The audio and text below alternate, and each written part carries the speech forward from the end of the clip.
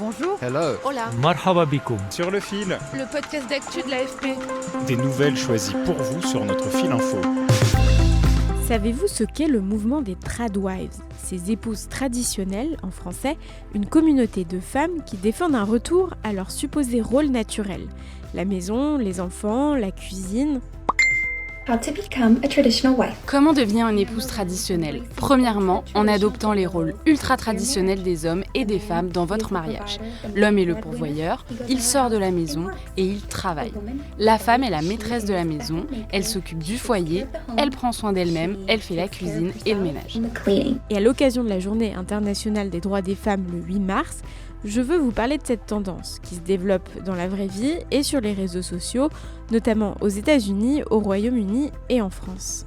En janvier, dans son rapport, le Haut Conseil à l'égalité déplorait que le sexisme et les stéréotypes de genre explosent en ligne, et citait d'ailleurs les tradwives. Je me suis donc demandé pourquoi ce mouvement a-t-il pris de l'ampleur ces dernières années, et surtout de quoi il est le symptôme.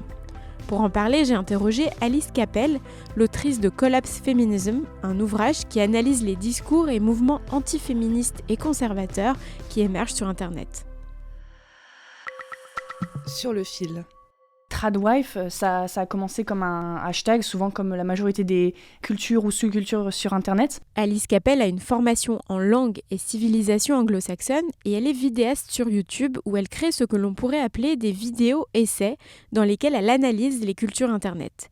Son essai Collapse Feminism s'intéresse aux discours antiféministes en ligne comme le mouvement des tradwives. Alors ça peut être une femme mariée ou aussi une copine qui va choisir la domesticité, donc qui va choisir de rester à la maison pour s'occuper de son copain, de son mari, faire à manger, etc. En fait, elles montrent leur vie quotidienne à l'écran, mais ce qui est intéressant, c'est qu'il y a aussi l'aspect réseaux sociaux, c'est-à-dire on va seulement montrer les côtés positifs, les côtés intéressants, etc. Donc par exemple, avec les tradwives, on a beaucoup de vidéos de... ma routine du matin, voilà ce que j'ai cuisiné pour mon copain. Et cela s'accompagne d'une esthétique particulière. Ça ressemble énormément aux pubs qu'on avait dans les années 50. Les ménagères qui sont toutes heureuses d'accueillir leur mari, là, qui font la cuisine, qui a une nouvelle machine à café, qui a un nouveau truc, et voilà, elles sont trop contentes.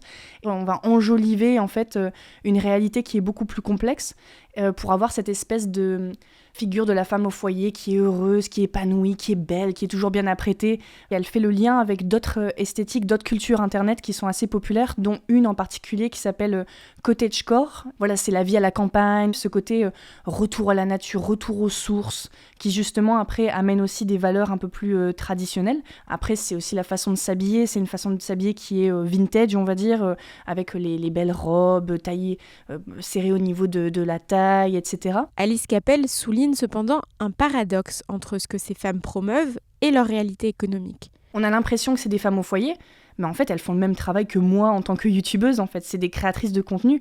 Elles ont un business. Au final, qui peut vraiment devenir une tradwife ? Qui peut dépendre entièrement du salaire de son mari ?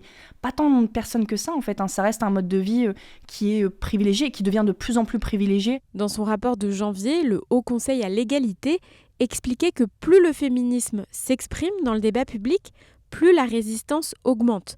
Alice Capel évoque le mot backlash, importé de l'anglais et théorisé par la journaliste Suzanne Faludi dans les années 90 aux États-Unis.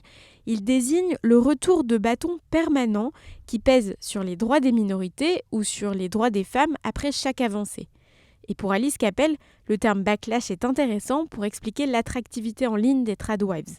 Sur Internet, on a ce qu'on appelle la manosphère qui a grossi. Donc c'est cette idée des groupes d'hommes, mais de femmes aussi, qui sont vraiment opposés aux avancées du féminisme. Et on a vu, après MeToo, comment cette manosphère a énormément grossi, grandi en ligne. Donc on peut dire que c'est une forme de backlash à ce niveau-là, et que la tradwife aussi, c'est une partie de la manosphère. Pour elle, l'émergence des tradwives sur Internet est liée à un contexte où le féminisme n'a pas su offrir assez d'alternatives aux femmes.